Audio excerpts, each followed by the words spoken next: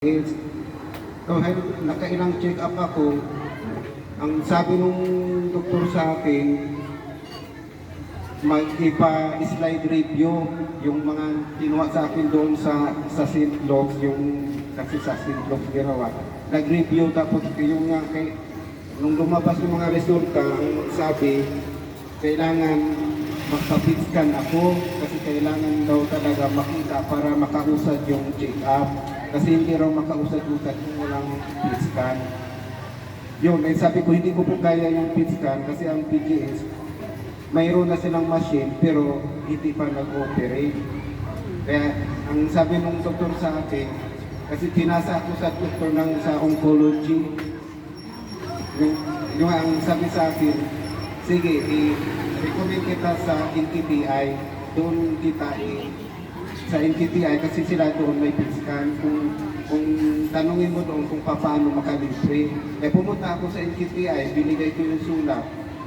Yung nga, binigyan ako ng quotation, binigyan ako ng sulat para sa DSWD, tapos may sulat para sa PCSO. Ang una kong nilakad, DSWD, itala yung quotation na 60,000. Hingi ako ng guarantee letter. Yung pumila ako sa DSWD, binigyan ako ng, bumalik pala ako dahil kulang yung requirements, tapos yung nga, pagbalik ko, binigyan ako ng 30,000 guarantee letter. Kulang pa siya ng 30, kaya sabi ko, saan ka ako kukuha?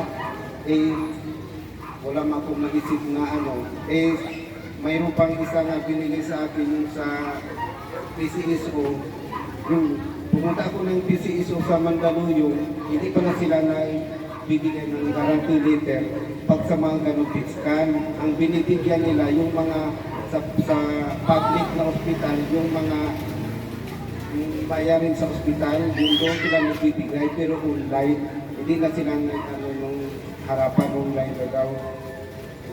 Ang sabi sa akin, ang PCSO pala, andun sila ng malasakit. Kaya hindi pwede dumiretso sa kanila. Kailangan daw dadaan ako ng malasakit. Kaya tinuro sa akin sa PGH kasi government hospital, may malasakit doon ka lumapit. Tama-tama, bumalik ako ng PGH. Nag-operate na yung PET scan. Kaya sabi sa akin yung malasakit, ayun o, isa na. Kaya pasalamat nga ako kasi nag-start na yung PET scan. Kaya sabi sa akin, may white card ka. Sabi ko, mayroon po. Anong letter? Letter D. Ay, libre ka. Sabi ko, salamat po nga nakalibre ako. Kaya malaking pasalamat po.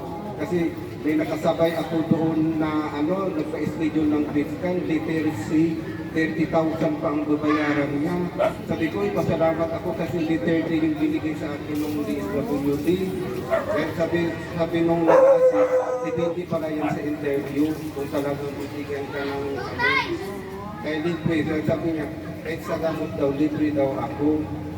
Kaya sabi ko, malaking pasalamat ko kasi malaking tulong kasi yung nga, wala akong na ito yung trabaho ko.